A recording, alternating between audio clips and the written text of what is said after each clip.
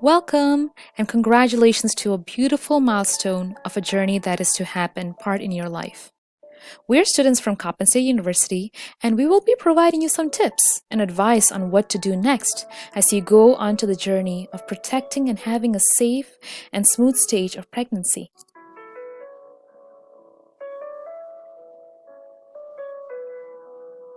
Now, let's talk about exercise. Moms, please do not overexert yourself. You know your body more than anyone else, and your body can take tremendous toll when you are put to a point of exhaustion or breathlessness. Secondly, if you're into weight-bearing exercise, emphasize on improving tone. Focus on upper body and abdominal area. And don't forget to stretch before and after exercise. As for footwear, look for shoes that provide ankle and arch support. And of course, any personalized favorite exercise must be consulted with your healthcare provider. There is no magic formula for a healthy diet. There are a few nutrients that deserve special attention. Here's a top list. Folate is a B vitamin that helps prevent neural tube defect, which will be covered shortly. Good sources of them include dried beans, peas, citrus fruits, green leafy veggies, and fortified cereals. Calcium and vitamin D helps promote strong bones and teeth, which include dairy products, broccoli, kale, fruit juices, and breakfast cereals. Fatty fish like salmon, personal favorite, is rich in vitamin D. Protein is crucial for your baby's growth throughout the pregnancy. Iron helps prevent iron deficiency like anemia. During pregnancy, you need to double the amount of iron than non-pregnant women would need.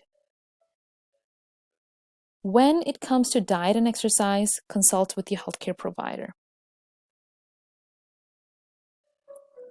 Now, we are going to talk about what are some signs you're experiencing false versus true labor. So in false labor, contractions don't come regularly, and they also don't get closer together. The pain usually is felt in the front, and that pain also stops when you're walking or resting or with changes in position. Contraction is usually weak. They don't get stronger. And again, we have said about it being irregular. Or they also start strong and then they get weaker. So these are some indications about false labor. As for true labor, contractions come and get closer together over time, which lasts about 30 to 70 seconds per contraction. This labor continues regardless of movement or rest. Remember, in the false labor, when you're moving or when you're resting, that contraction pain stops. Contraction gets progressive and it becomes stronger. Usually they start in the lower back, the pain, and it moves to the front of your stomach. So that's the difference between true labor and false labor.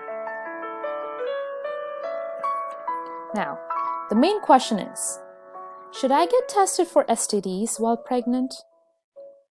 Absolutely. STDs is a serious health consequence for both the mom and the baby. So it is very important and essential that you speak to the healthcare provider about getting screened for STIs, especially the following sexually transmitted infections, which include hepatitis B, chlamydia, syphilis, HIV, gonorrhea, and hepatitis C. Early detection of STIs is the key to immediate prevention and action of protecting the child. So the effects of STI on pregnancy are the following.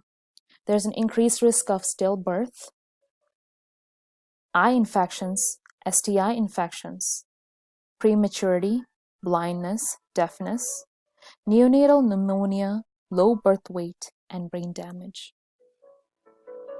So it is very important to prevent this by getting yourself tested so as to prevent the following factors. Don't forget to take your prenatal vitamins, ladies. It is important to take prenatal vitamins. during pregnancy, and especially it is to be taken up to 6 months postpartum. Prenatal vitamins contains folate, as previously discussed, and it contains other supplements. Remember about neural defect? Neural tube defect?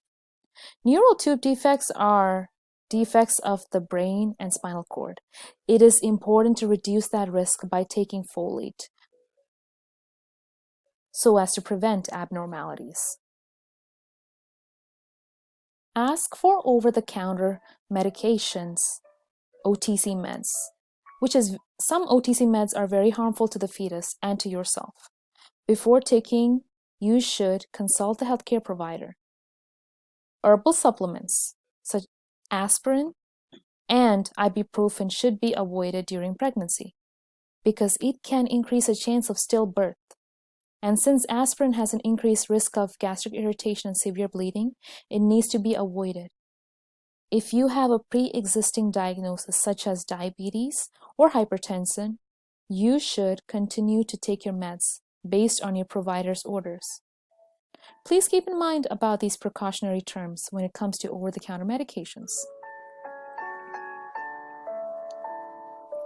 Going hand in hand with OTC meds, keep in mind some of the chemicals that need to be avoided during pregnancy. Avoid changing cat litter box. If you have to change litter box, you should practice good hand hygiene afterwards, as it can affect yourself and your child. Avoid using pesticide, which is found in bug spray, as this can cause harm to the fetus. And when it comes to diagnostic tests, you need to avoid radiation or any places that you're exposed, especially occupational hazards, which contain radiation. This needs to be avoided, so that means no x-rays if possible.